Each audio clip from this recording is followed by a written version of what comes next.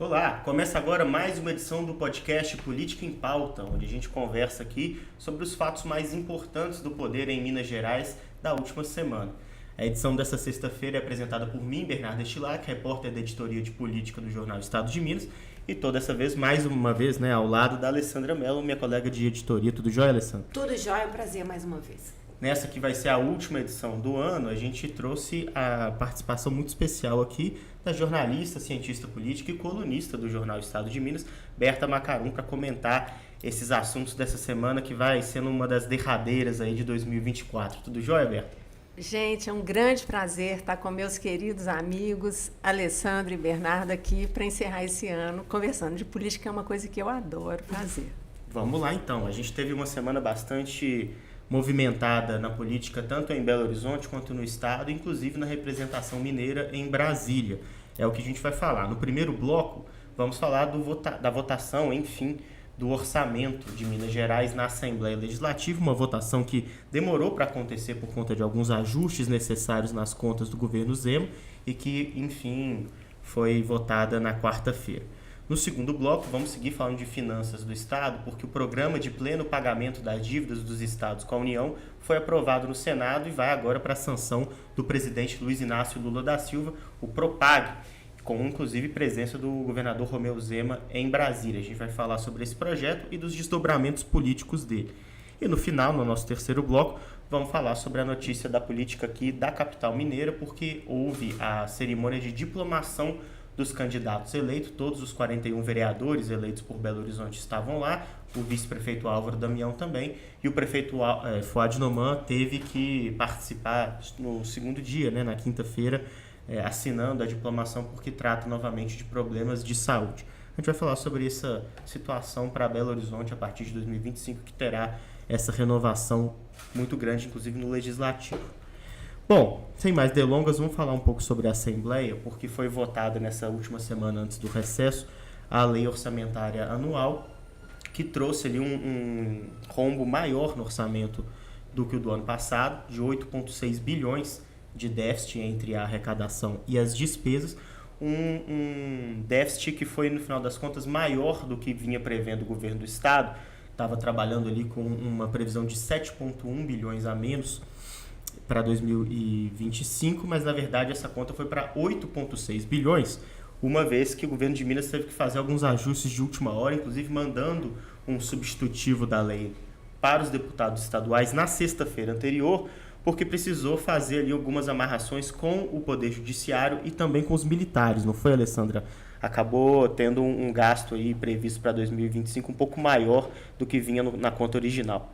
O governo cortou o orçamento do Tribunal de Justiça enviado na lei orçamentária, e isso deu um problema, uma repercussão com o poder. Ele teve que fazer um reajuste financeiro aí para abarcar as despesas do TJ, um poder independente, e teve também a questão do IPSM, O governo não repassa para o Instituto de Previdência dos Servidores Militares o recurso patronal. O Tribunal de Contas do Estado já tinha dado decisões anteriores determinando ao governo que cumpra a lei e pague a parte patronal. Isso vinha sendo ignorado, e uma decisão outra posterior a essa impôs essa volta desse pagamento. Então ele teve que fazer um reajuste no orçamento para incluir essas despesas a mais. Aí chegou só na sexta-feira o substitutivo, foi lido na segunda, e o orçamento, como já era previsto, aumentou despesa, aumentou também o rombo nas contas do Estado, que segue aí com um déficit de quase 9 bilhões de reais no seu orçamento, o que ele não tem de recurso para pagar das despesas previstas, um governo que já está com os limites todos estourados na lei de responsabilidade fiscal.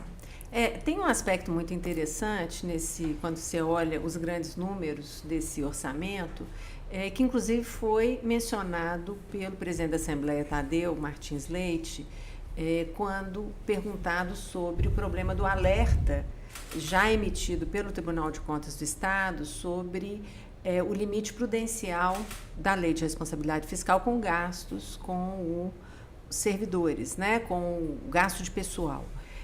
E ele mencionou uma questão muito importante, que é as isenções, os benefícios fiscais deste orçamento de 2025 chegam a 5 bilhões, não é?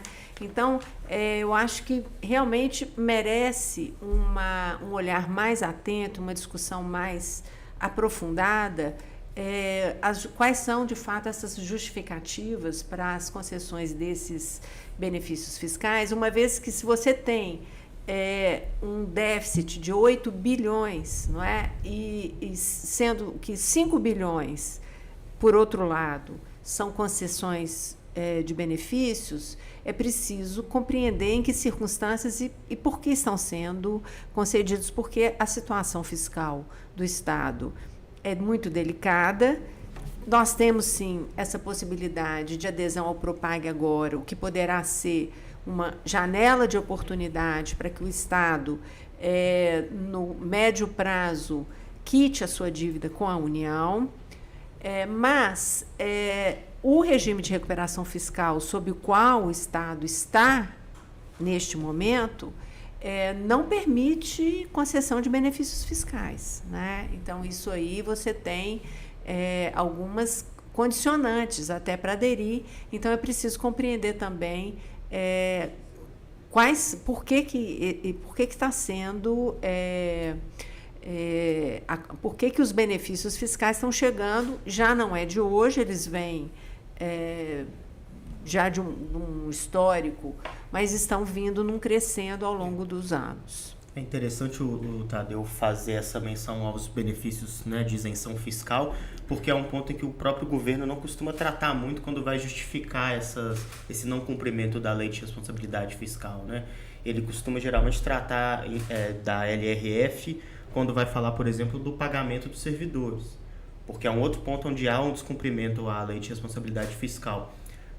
Deveria ser de até 49% da receita corrente líquida, e o governo do Estado hoje ele excede isso, se eu não me engano, a 51%, e aí ele justifica quando envia a lei, né, em notas oficiais, dizendo que houve a necessidade de pagamento do piso salarial dos professores, houve uma necessidade de um reajuste maior do que o Estado vinha prevendo, né?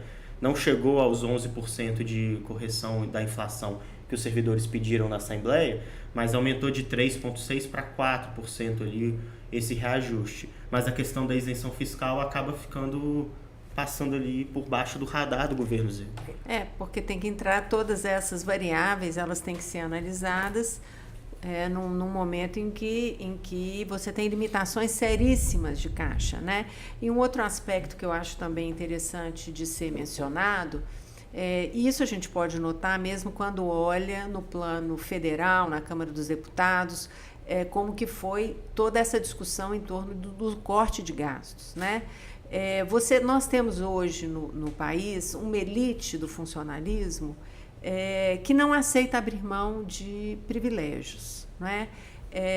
Então, você vai ter o Poder Judiciário, o Ministério Público, ambos são poderes, são instituições que têm isonomia, né?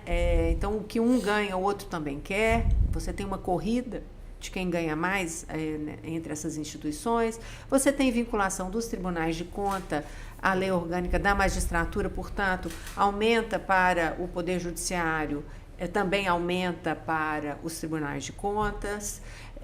E você vai ter as Forças Armadas, os militares, você vai ter também privilégios com pensões, mulheres ainda, né, solteiras, muitas até casam e continuam, se casam, vivem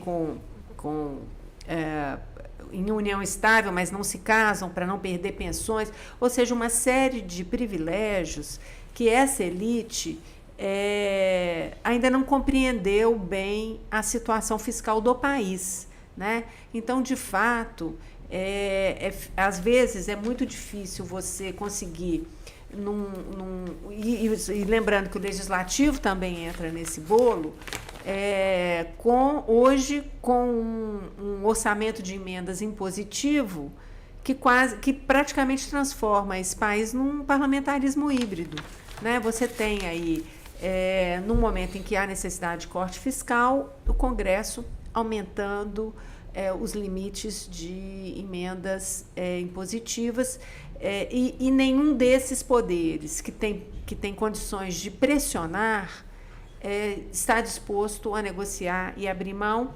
E o que sobra para cortar é no salário mínimo, é no BPC, é no andar bem de baixo, né? E essa lógica ela acaba também se reproduzindo, eu acredito, nos estados. Nós estávamos aqui falando do orçamento do estado, aqui a gente teve problemas aí, discussões entre o Poder Executivo, o Judiciário, até num processo que foi mal negociado e depois sentaram para negociar, mas, de fato, você tem dificuldades em fazer com que esses poderes compreendam que o país vive um problema fiscal grave, né? E que não cabe mais essa espécie de arqueologia de benefícios passados ou direitos passados. Eles estão sempre escavando no passado algo que é pago a título indenizatório e sem retroativamente. Então, isso tudo eu considero uma agressão à sociedade, né? É preciso que também os poderes façam uma autocrítica para avaliar até que ponto, não é possível continuar com esse tipo de comportamento. E a massa do servidor público ganha muito pouco, né? Aqui em Minas Gerais, a massa do servidor público ganha um pouco mais do salário mínimo. E tem pessoas que ganham abaixo ainda do salário mínimo. E cria-se um ambiente de responsabilização total do servidor público, sendo que é uma minoria com muitos privilégios, desrespeitando o teto que existe dos salários, né? Com penduricários mil. Todo ano existe um dinheiro que não foi pago lá para trás. Agora, recentemente, foi o auxílio moradia, que não era pago aos magistrados. Aí paga-se auxílio moradia retroativa 10 anos para trás.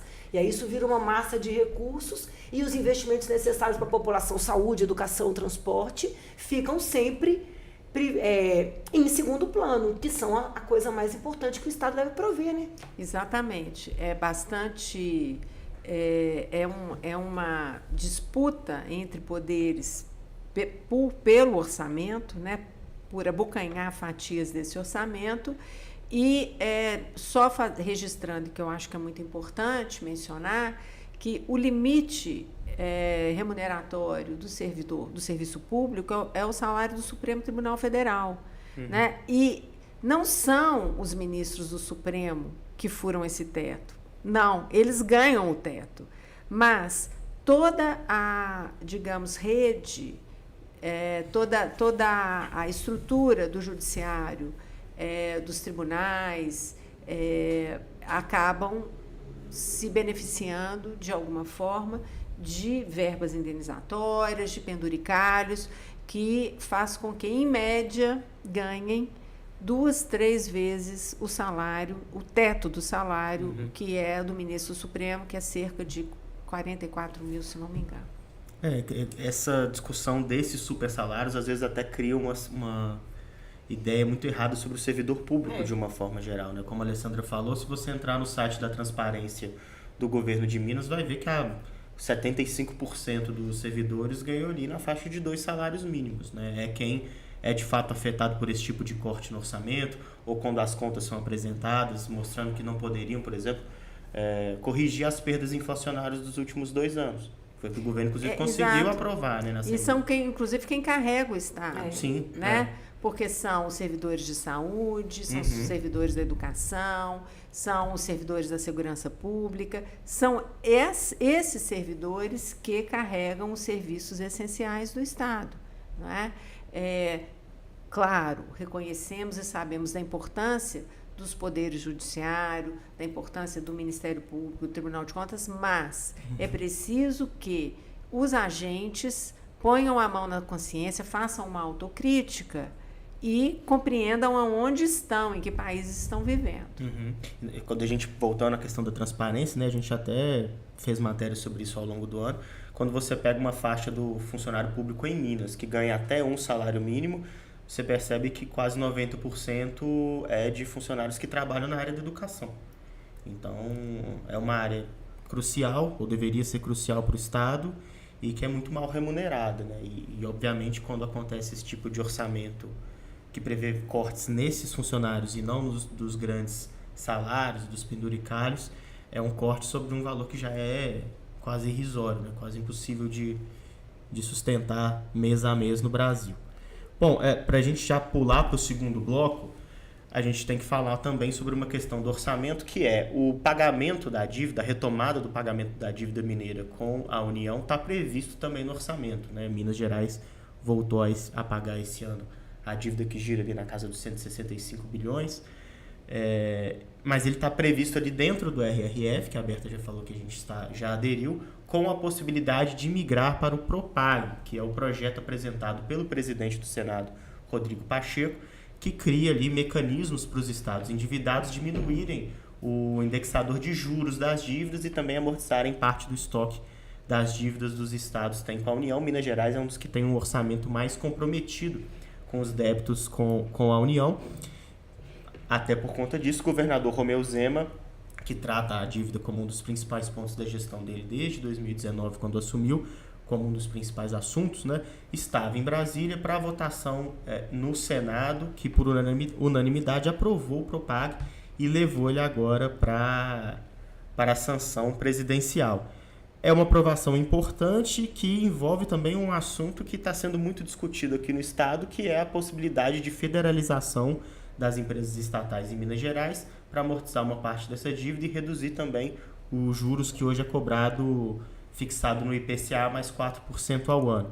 Só que o Zema, se aqui em Minas, na Assembleia, tenta privatizar a CEMIG e Copasa, por outro lado, dá declarações vendo com bons olhos a possibilidade de federalizar as duas empresas, né, Alessandra? São muitos sinais que o governador dá em relação a essas duas empresas tão importantes para o Estado e que às vezes soa até um pouco confuso, né? Qual que é a ideia que ele tem de fato para essas estatais? Eu acho que até agora não ficou muito claro a ideia que ele tem para todas as estatais, né? Porque diz que o projeto das privatizações continuarão a correr no parlamento, né? Projetos até meio conflitantes, porque ele enviou junto para a Assembleia um projeto que acaba com a consulta popular sobre a privatização, que deveria tramitar primeiro, e surpreendentemente, durante sua viagem para fora do Brasil, enviou outro projeto privatizando CEMIG e Copasa. Então, dentro de um parlamento em que a base do governador Zema é sempre flutuante, né? Então, eu acho que o ano que vem vai ser um ano de definição muito clara sobre o que vai acontecer em relação a essas duas empresas. Não sei se dentro do parlamento, acredito que até agora não tenha possibilidade dessa privatização, e também sinto que não há por parte do presidente da Assembleia, que é uma das pessoas que batalhou para um novo modelo de refinanciamento para a preservação das empresas estatais mineiras, pela não privatização das empresas mineiras, da maneira como vinha sendo tratado. Ele dá indícios de que não tem muita simpatia por essa tramitação, né?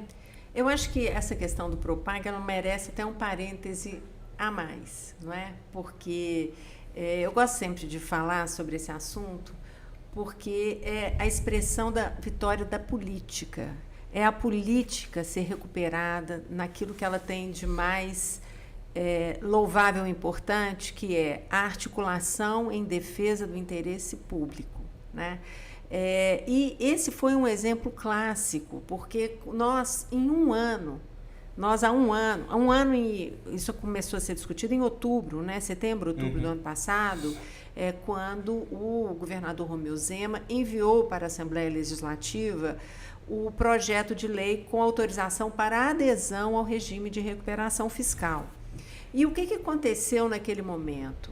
Naquele momento, o Legislativo, que já estava solicitando há algum tempo os números, né, da proposta de adesão que havia sido encaminhada ao governo federal, teve acesso a essas informações. O Legislativo, os técnicos, né, se debruçaram, conversaram, debateram o tema, e o presidente da Assembleia fez a sua primeira manifestação sobre esse assunto por volta de setembro, outubro do ano passado, fazendo uma crítica ao formato do regime de recuperação fiscal e das consequências que ele teria dessa adesão para o futuro do Estado de Minas Gerais. Isso porque as estimativas eram de que, em 9 anos, depois de todo o sacrifício, privatização de todas as empresas, arroxo salarial, sucateamento dos serviços públicos, porque, afinal, você fica sem caixa para fazer investimentos. Depois disso tudo, o Estado ainda estaria devendo 210 bilhões, que é 1,5, quase 2 vezes, né, o orçamento fiscal de 2025, que é de 136 bilhões. Né?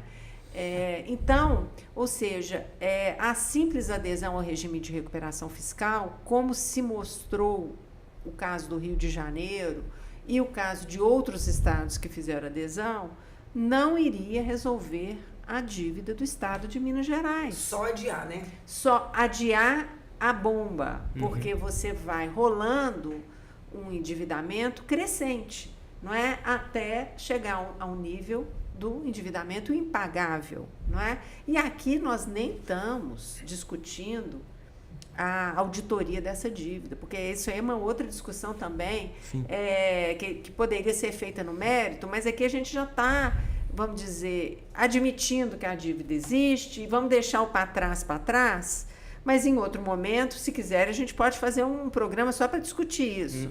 Mas vamos entender, então, que essa dívida foi fundada, foi consolidada e que, a julgar pelos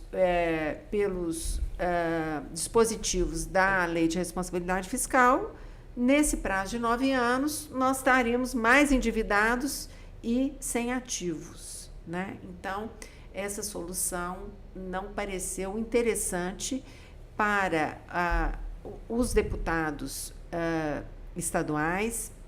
Eu gosto de mencionar muito aqui o professor Clayton, que teve uma atuação muito firme e contundente nesse processo, o deputado Lucas Lasmar, que chamou o seminário do endividamento da dívida, do endividamento de Minas, onde surgiram várias sugestões que foram aproveitadas, inclusive as federalizações, a bancada do PT e a bancada da Federação PT, PV, PCdoB, que posicionou-se politicamente para sensibilizar também, ajudar a sensibilização do governo federal. Então, você teve, inclusive, líderes e base de governo que também aderiram a essa perspectiva de lutar por um outro futuro para Minas Gerais.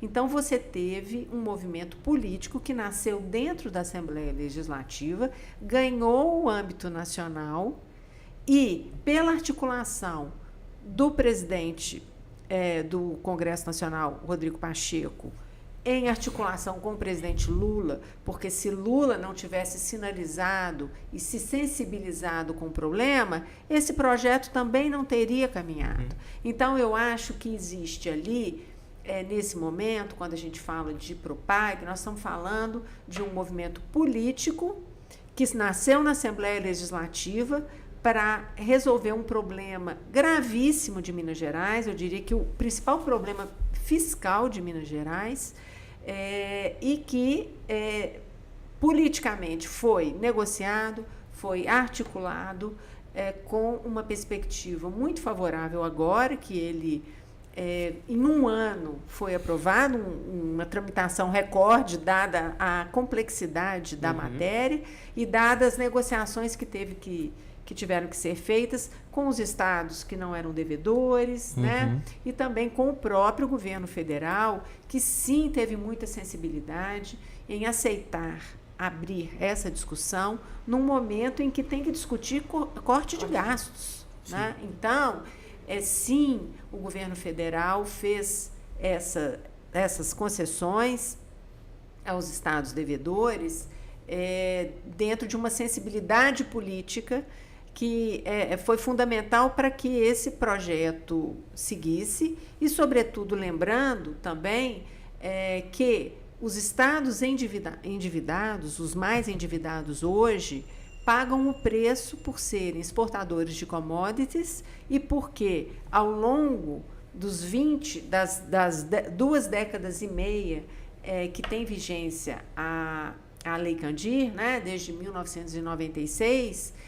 foram os estados que mais prejudicados com a isenção fiscal. Né? E a gente, vocês sabem, a Assembleia em 2020 fez um seminário, uma comissão especial para discutir a Lei Candir, né, e os impactos dessa Lei Candir na arrecadação de Minas Gerais. E em 2020 o valor alcançava 130 bilhões de reais que Minas havia deixado de arrecadar por ser um estado exportador de commodities e, portanto, aquele que mais ficou prejudicado com a Lei Candir, que foi muito importante para o equilíbrio fiscal do país. Sim. Né? Então, você tem também esses elementos que justificam plenamente a repactuação e a revisão desta dívida mineira. E é uma negociação complexa, inclusive por conta dos estados que não são devedores, né, Alessandro? Você estava até lembrando hoje ali na redação que o Rodrigo Pacheco até fez uma menção especial ali na aprovação do Propag aos estados do Nordeste do Brasil. Porque durante a votação desse programa de pleno pagamento das dívidas, que depois até uma disputa política de quem é o pai dessa proposta, né? Muitas pessoas apareceram na votação para garantir a presença na foto nesse dia importante desse projeto que beneficia não só Minas Gerais, mas todos os estados endividados. De uma maneira indireta vai acabar também beneficiando os que estão com a conta em dia, porque foi criado um fundo de equalização, né, em que serão transferidos recursos para os estados que estão com as contas, não estão com as contas no vermelho. O Rodrigo Pacheco chegou a agradecer em nome da política. Ele citou o presidente Lula como a pessoa mais importante nessa negociação, porque ele abriu a possibilidade de aceitar, por exemplo, os ativos que precisava do aval do Estado, da União, né? Porque não adianta você aprovar um projeto em que você vai entregar um ativo para a União se a União não quiser receber. Então, ele agradeceu ao presidente Lula o empenho do Ministério da Fazenda, agradeceu enormemente ao presidente da Assembleia, chegou a acreditar a ele o primeiro movimento sobre isso, quando o Tadeu o procurou em Brasília, dizendo que o RRF, da maneira como o Zema tentou aprovar na gestão anterior e não conseguiu, e resolveu insistir no segundo mandato. Fez também esse agradecimento especial, mas ele fez também ao longo da votação do projeto um agradecimento aos estados endividados, especialmente aos estados do Nordeste. Ele citou claramente os estados do Nordeste em especial, não tem nenhum estado do Nordeste entre os mais endividados, né? Também como nesse espírito político da colaboração. Exatamente. Entre os entes, muitas vezes desprezada pelos governadores do Sul e Sudeste. Né? Exatamente, esse é um aspecto muito importante, uma demonstração de que isto é um país, não é? Nós somos um país. Nordeste é parte, Norte é parte, Sul, Centro-Oeste, nós somos um país de dimensão continental, né?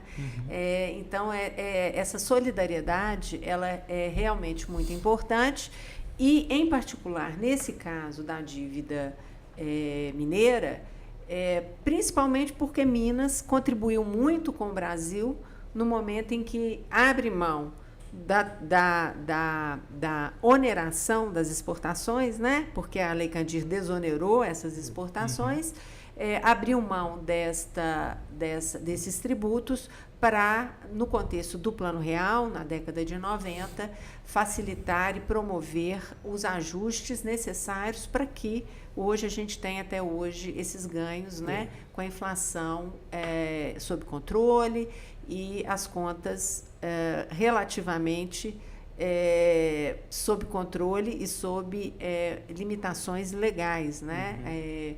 Leis, né, de responsabilidade fiscal e outras. Agora, para a gente fechar esse assunto do Propag, até pegando o gancho que a Alessandra falou sobre quem é o pai desse projeto, e lembrando também do professor Cleiton, porque eu me recordo que teve uma audiência pública, logo que o Zema apresentou o projeto de recuperação fiscal na Assembleia, com a Luísa Barreto, secretária de Planejamento, e o então secretário de Fazenda, Gustavo Barbosa. Foi quando, inclusive, ele disse que essa dívida, ao final dos 9 anos, iria para 210 bilhões, e foi quando, durante a audiência, o professor Clayton sugeriu que Copasa, CEMIG e Codemig pudessem ser federalizadas para poder reduzir o estoque da dívida.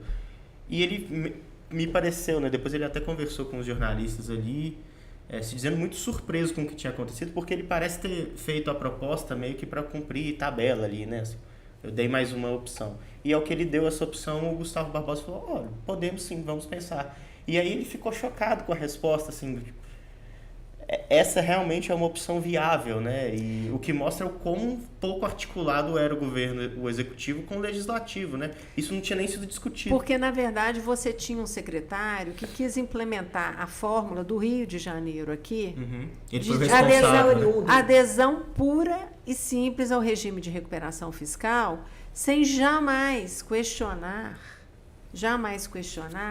uma possibilidade de articulação e negociação que só poderia ser no âmbito político, gente. No nível que chegou a dívida de Minas, não há saída técnica, não é? Essa saída ela precisava ser também a sensibilização política, que foi o que foi de fato feito, né?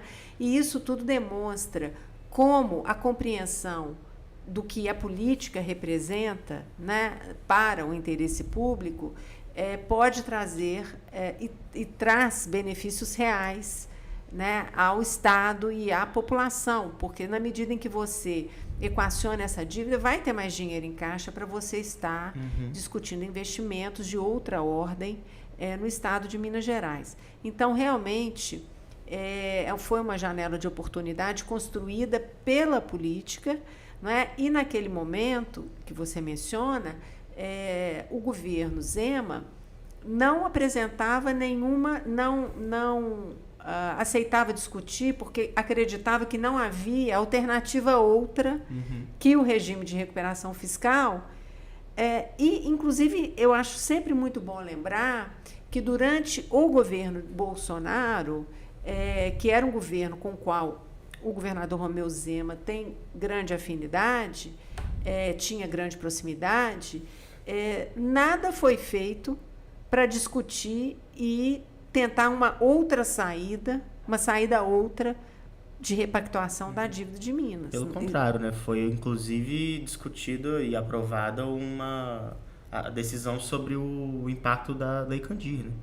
Não, a negociação, naquele contexto, em 2020, muito bem lembrado, Bernardo, o que aconteceu? Você discutia do movimento que também saiu de Minas, dessa comissão que calculou as perdas de Minas, né, com a Lei Candir, que chegavam lá a esses 130 bilhões de reais pela desoneração. Deste movimento nasceu um movimento nacional para reabrir essa negociação, porque havia previsão legal na Lei Candir de compensação dos estados que iriam perder com essa arrecadação. E essa compensação, que deveria ser regulamentada, nunca ocorreu, né? Então, naquele momento em que você começou a fazer essa discussão foi transferida para o Supremo Tribunal Federal para tentar um acordo entre União e Estados, não é? O máximo que o governo Bolsonaro ofereceu para o conjunto dos estados foi 65 bilhões, que era metade do que devia a Minas, só a Minas, né? E Minas aceitou um acordo naquele momento, em vez de receber os 130 bilhões, que praticamente quitaria sua dívida CAN, que é a dívida que está sendo repactuada, Minas aceitou o acordo de receber 8,7 bilhões a serem pagos, se não me engano, até 2037, uma coisa 30 assim. anos.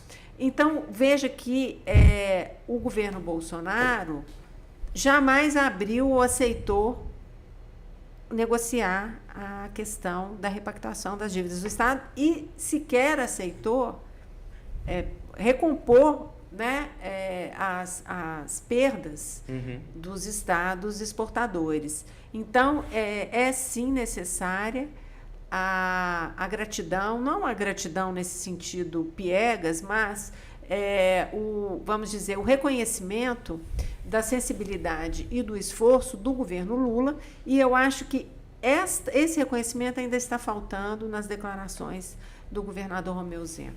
Quem sabe, né, Beto, perdão, Bernardo, quem sabe até todo esse movimento possa ser um alerta para o governador Zema da importância da discussão política, da política como forma de aplacar desigualdades, de chegar a um consenso, de unir em torno de temas que são importantes para a população. Pois é, sem dúvida, foi uma experiência, eu acho que ele já está mais sensibilizado para a questão da política, para a importância da política, para os ganhos que se possa conseguir com a política e talvez, tendo compreendido isso, né, daqui para frente, evite esses discursos de antipolítica, porque são discursos que realmente não contribuem para a construção da cidadania. A cidadania, ela se constrói e se dá na arena da política.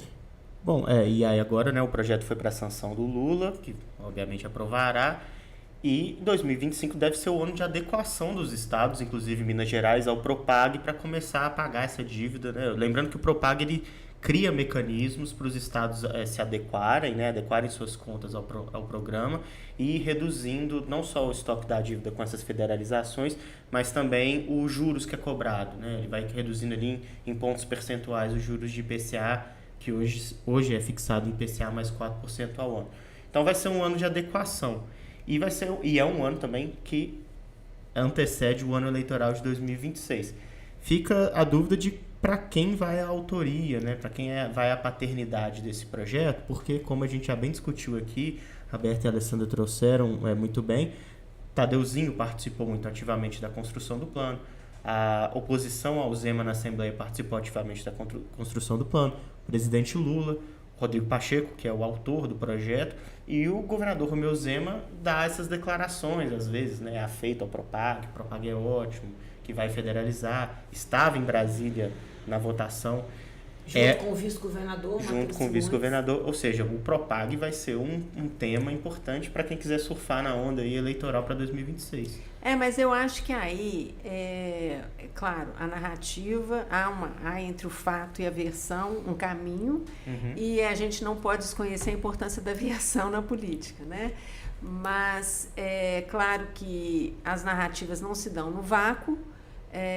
Se os agentes políticos que vão estar no contexto da disputa concorrendo às eleições souberem apresentar e fazer os seus devidos esclarecimentos à população, não está difícil recuperar o histórico, né, dessa aprovação da dívida. Mas eu queria ainda fazer uma menção e fazer um parêntese para falar ainda sobre essa questão do Propag, porque a população, às vezes, não acompanha com tanto interesse e detalhe aspectos mais técnicos, como a questão da dívida. O que a população acompanha e sabe de uma forma muito próxima é a qualidade do serviço da saúde, a qualidade dos serviços de educação pública, enfim, todos os serviços oferecidos pelo Estado que são vivenciados de perto na rotina das pessoas.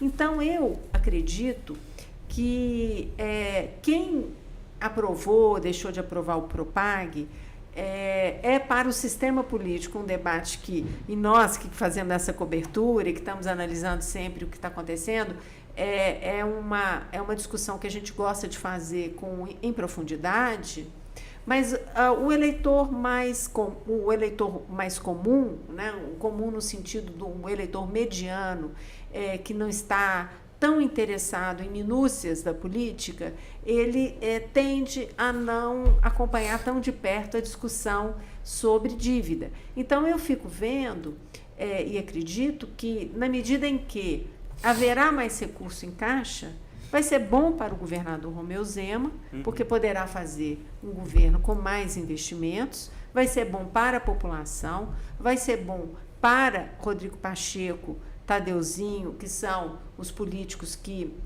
protagonizaram de uma forma mais central esse projeto, porque entram para a história, sim, de Minas como articuladores, não é? Que tiveram um papel fundamental numa repactuação que poderá abrir uma oportunidade diferenciada para Minas Gerais, e o presidente Lula também nesse sentido de estadista, em que pese seja Minas Gerais governada por um governador de oposição contundente ao governo federal, não foi isso que entrou no cálculo para que ele aceitasse os apelos de Rodrigo Pacheco e Tadeu Martins Leite, que estiveram lá nessa conversa. Também o ministro Alexandre Silveira, das Minas e Energia, esteve lá nessa conversa com Lula no ano passado. Então, nada disso...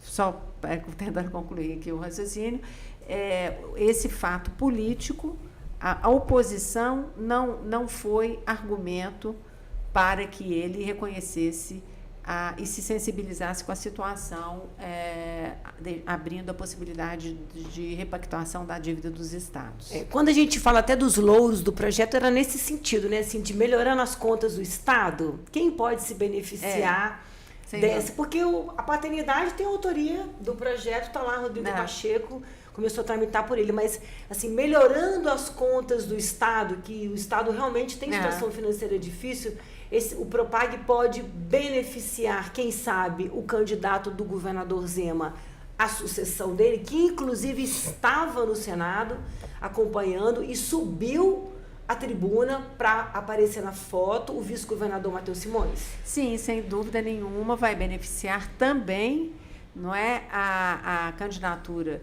de Matheus Simões como sucessor de Romeu Zema, né, candidato à sucessão já indicado por Romeu Zema, ao próprio governador Romeu Zema, que poderá ser, coloca sua candidatura ao Palácio do Planalto, ora como candidato a presidente, ora como a possibilidade de compor uma chapa vice, não ainda não declarou que poderia sair ao Senado, mas a gente politicamente sabe que também é uma possibilidade de se dar esse encaminhamento, como outros governadores, né, que não podem disputar a reeleição. Então, eu acho que é um projeto que, sim, vai beneficiar ao governo Zema, embora ele não tenha contribuído na articulação política para a construção. Isso não importa, o importante agora, que a gente está olhando o futuro do Estado, é que, de fato, o Estado se beneficie, que a população possa colher melhores serviços de todo esse processo. Só dizendo, que não importe não ter participado, né? Mas, felizmente, houve quem o fizesse, houve quem articulasse, e, para o Estado de Minas Gerais, foi muito positiva a intervenção de Rodrigo Pacheco, Tadeuzinho e a sensibilização do governo Lula. Perfeito. Esse vai ser um assunto inesgotável, né? Assim, pelos próximos dias e meses e até anos, né? Porque realmente o Propag vai vigorar e agora a gente tem que ver como vai ser na prática essa situação. Para poder fechar nossa edição de hoje, vamos para o terceiro e último bloco para poder falar sobre um rito, né, um momento importante do ano eleitoral, que é a diplomação dos candidatos eleitos. A gente traz aqui a matéria do Bruno Nogueira na nossa edição de quinta-feira, porque na quarta-feira à noite, aqui em Belo Horizonte, os 41 vereadores eleitos para a Câmara Municipal foram diplomados, né, validando ali o resultado das urnas, em uma cerimônia que teve a participação de Álvaro Damião, vice-prefeito eleito, mas não teve a participação do prefeito Fuad Noman, que naquele momento ele estava em casa, se recuperando de uma internação, e no momento que a gente conversa aqui na sexta-feira, voltou a ser internado, dessa vez com problemas intestinais, né, e está em observação na UTI aqui em Belo Horizonte. Mas a questão é que é um rito importante, né, Alessandra, com essa... que marca essa confirmação dos resultados das urnas para uma Câmara que, como a gente já falou várias vezes aqui no podcast, vai ter um aumento da bancada progressista, da bancada de esquerda, que vai ter 9 dos 41 vereadores, mas também um aumento de uma bancada do PL, uma bancada mais alinhada ao bolsonarismo, mais radical. A gente já pôde perceber isso, inclusive, na cerimônia, né? Alguns ânimos mais exaltados, o pessoal fazendo críticas várias. Eu acho que a diplomação é um retrato assim, do que veremos em 2025 na na Câmara Municipal, né? O embate entre a extrema-direita, né? Que chegou fortalecida mais uma vez, fez um vereador mais bem votado, com uma votação bastante expressiva, e houve até provocações, sem anistia, vaias. A esquerda fez um movimento na hora da diplomação dos vereadores da extrema-direita. Acho que promete, né, Berta, essa Câmara um acirramento maior, né? A gente tem visto, nesse contexto da tecnopolítica, é muito interessante um processo que a gente nota em todos os parlamentos, né? Primeiro, você tem um movimento que já desde de 2016, de fortalecimento dos legislativos e de crescente incorporação por parte dos legislativos, por meio das chamadas emendas impositivas, né, de recursos que facilitam muito a reeleição desses parlamentares. Então, na medida em que a gente viu na eleição agora de 2026, vários estudos que foram feitos com cidades, em cidades que mais receberam destinação de emendas impositivas, foram aquelas com índices altíssimos de reeleição, chegando a mais de 90%. Né? E a gente sabe que esses recursos que os parlamentares direcionam para suas bases, né, para a reeleição ou eleição de prefeitos em seus territórios, esses recursos, eles retornam politicamente sob a forma de apoio em 2026. Então, as eleições municipais, elas são sempre uma prévia muito importante e interessante do que vai acontecer em termos de reeleição, taxas de reeleição do Legislativo, tanto estadual quanto da Câmara dos Deputados. Então, por um lado, esse movimento dos legislativos, né, em todos os níveis, porque começou na Câmara dos Deputados e veio em escala também para a Assembleia, que introduziu o orçamento impositivo, e câmaras municipais. Então, por um lado, você tem esse movimento que tira dos executivos um instrumento muito importante de negociação, que é esse instrumento, que era um instrumento das emendas, da liberação de emendas. Porque antes, os parlamentares indicavam essas emendas, mas elas não necessariamente eram executadas, né?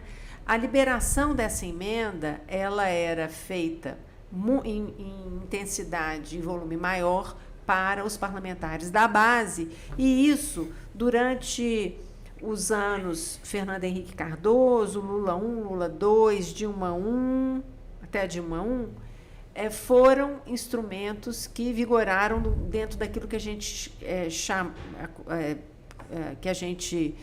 convencionou chamar de presidencialismo de colisão no Brasil. Você tem um sistema partidário extremamente pulverizado, em que é muito difícil conseguir unidade dentro das legendas, né?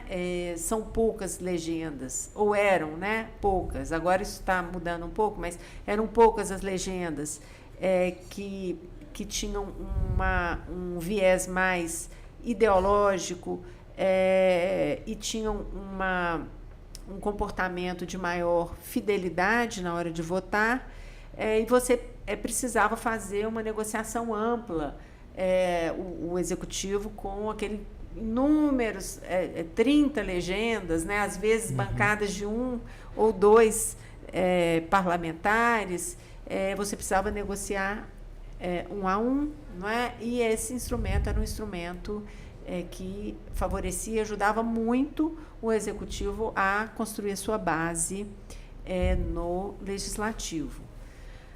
E a isso, adicionalmente, né, isso acabou com as emendas impositivas, agora, fazendo oposição ou aderindo ao governo, os deputados têm garantido recursos robustos para, a despeito de serem legisladores, estarem executando, né, indicando no orçamento e executando essas emendas no exercício fiscal do ano seguinte.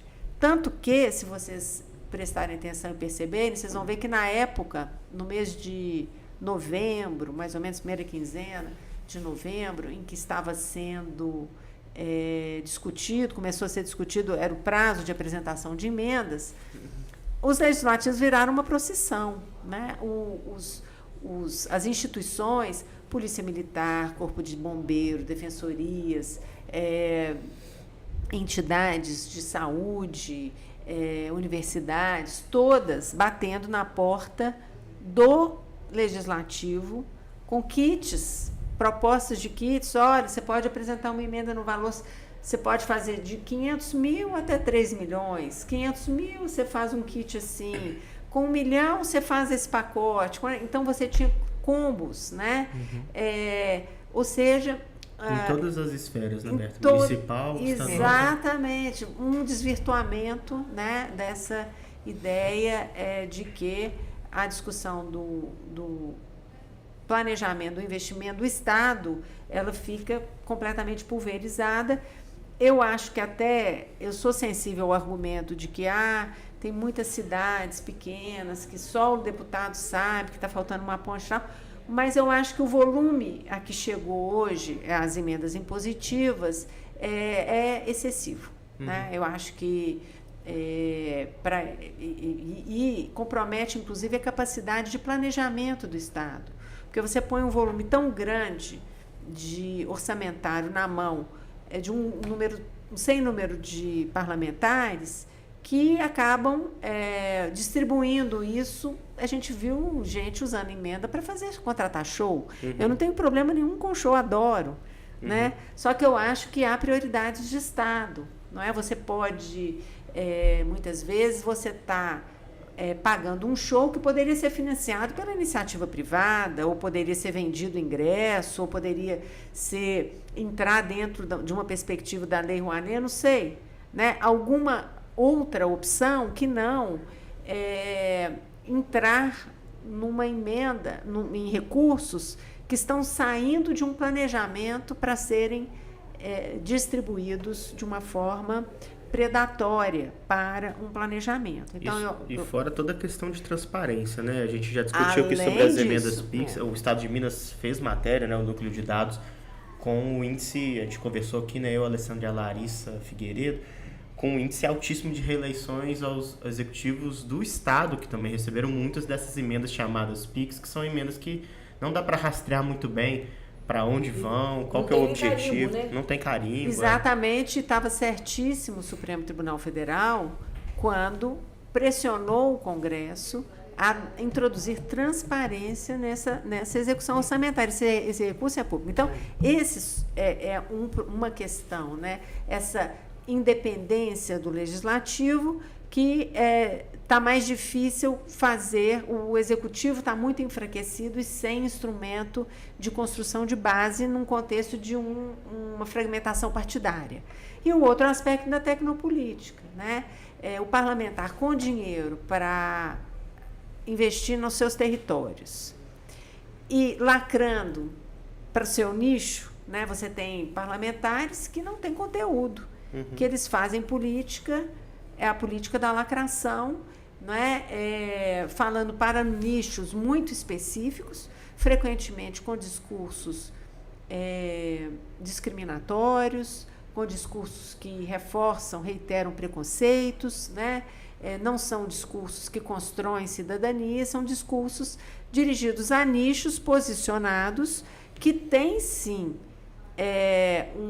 uma efetividade muito grande nas eleições legislativas, porque costumam orientar o voto de uma forma coesa.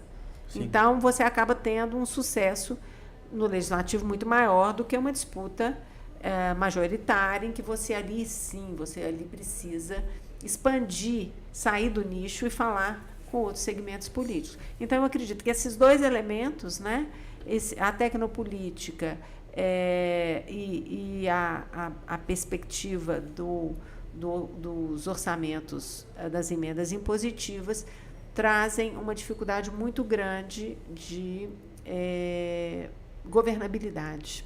Perfeito. Né? Só ilustrando, inclusive, tudo que a Beto falou, essa é a menor renovação da Câmara desde 2012, né?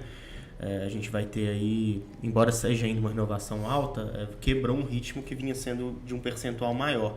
23 vereadores em Belo Horizonte foram reeleitos e apenas 18 novatos vão entrar em 2025. Agora, nesse cenário todo, né, Alessandra, para a gente finalizar a nossa edição de hoje, fica um pouco em suspenso todas as negociações de transição, né? Tem 18 vereadores saindo, 18 novos entrando. Belo Horizonte aprovou ainda, né, depois da reeleição de Fuad Noman, uma mudança no setor de administração que vai ter 4 novas secretarias, vai ter uma mudança, 2 novas coordenadorias, uma mudança na divisão espacial ali da cidade. E o prefeito Fuad Noman, infelizmente, está passando por situações ali de saúde que deixou todo mundo um pouco meio com receio de falar como é que vai ser essa transição, né? As negociações para ver quem vão ser os próximos secretários, a gente ainda está meio tentando tentando entender, mas a informação está bem fechada por enquanto. Como também ainda tá nebulosa como será a disputa, né, pelo comando da Câmara. Isso. Da Câmara Municipal, né? Um cargo importante, né? Porque, como você disse, né, Beatriz, a gente tem visto essa análise que você fez, a gente vê no dia a dia, inclusive com o governador Zema, com dificuldade com a sua base, que a gente que é repórter sabe que é uma coisa praticamente inédita dentro do parlamento, né? Os governadores, pelo menos desde que eu cubro política, quase nunca tiveram problemas com suas bases na Assembleia. Sempre uma base coesa, grande, que garantiu a aprovação de tudo. E o que a gente não viu acontecer é isso, não há mais essa dependência das emendas parlamentares, então é preciso uma articulação política maior para você poder garantir a aprovação das propostas que você deseja. E quem tem dificuldade de fazer essa articulação maior sofre mais. E aqui um pouco o que está acontecendo é que a gente está um pouco sem essa articulação, esperando o que vai acontecer e esperando a definição da Câmara Municipal, porque há entre os apoiadores a base do Fuad um temor de que Juliano Lopes assuma o comando da Câmara Municipal e com isso garanta muita força ao grupo do Marcelo Aro, que é um grupo ligado ao governador Romeu Zema, né? O Marcelo Aro é secretário. Então a gente vai aguardar ainda para ver como vai ser e se Bruno Miranda vai conseguir se eleger presidente. Olha, eu acho que nesse processo da disputa ali na Câmara Municipal tem uma variável que ela é nítida e clara, né? Nós temos um vereador, que é Álvaro Damião, que é o vice-prefeito eleito, né? Então é natural que ele seja a pessoa a quem Fuad Noman delegue, não é, as competências para fazer essa interlocução com a Câmara Municipal e também para fazer as negociações nesse processo de sucessão da Câmara Municipal. Então, eu acredito que hoje Álvaro Damião seja a pessoa a quem Fuad Noman delegou as competências para fazer essa articulação, o que é muito natural, uma vez que ele, vereador já de 2 mandatos, né, com bom trânsito em todas as tendências, não é? Uhum. Poderá conversar com todos os grupos políticos da Câmara Municipal. Aliás, como de resto, né, ele foi eleito segundo vice-presidente no final, nesse segundo semestre, e ele teve voto por unanimidade, teve voto do grupo A, do grupo B, do grupo C, então ele transita, não é, em todos as tendências e grupos políticos, portanto, é um parlamentar que é muito natural considerar que receba essa delegação para fazer a articulação na Câmara Municipal. E nós todos aqui torcendo, né, para que o prefeito Fadi Noman se recupere rapidamente.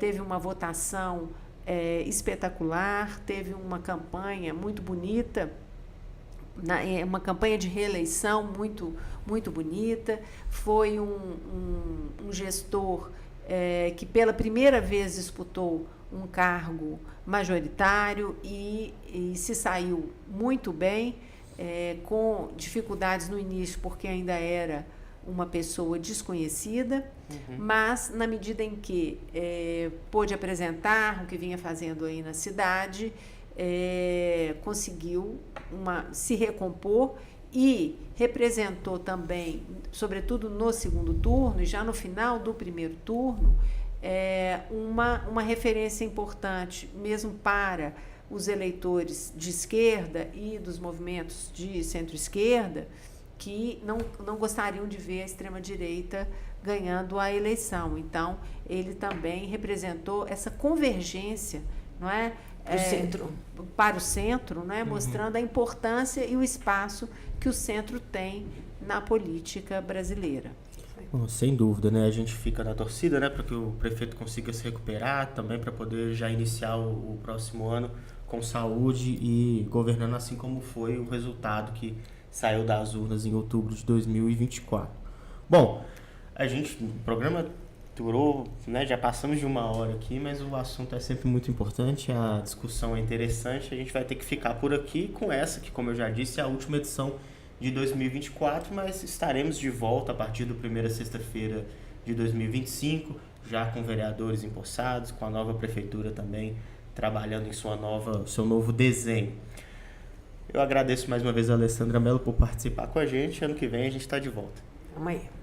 Berta, muito obrigado também por ter participado. Esperamos contar com a sua presença também no ano que vem. Foi uma alegria ver vocês, colegas tão queridos, com quem eu adoro conversar sobre política. A gente fica conversando sobre política aqui nos bastidores, no cantinho, na hora que vai tomar café, vai tomar água, e agora que a gente senta e continua a falar de política. Uma então, coisa tão lá. importante, né, para a vida do cidadão, que é a política, né? É isso mesmo. Um feliz 2025 para todos. Muita luz e saúde. Obrigada. Bom, o podcast Política em Pauta pode ser ouvido no Spotify e também assistido no canal do YouTube do Portal UAI. A cobertura completa de todos os assuntos que a gente tratou e muito mais você acessa no em.com.br. Um abraço e até a próxima.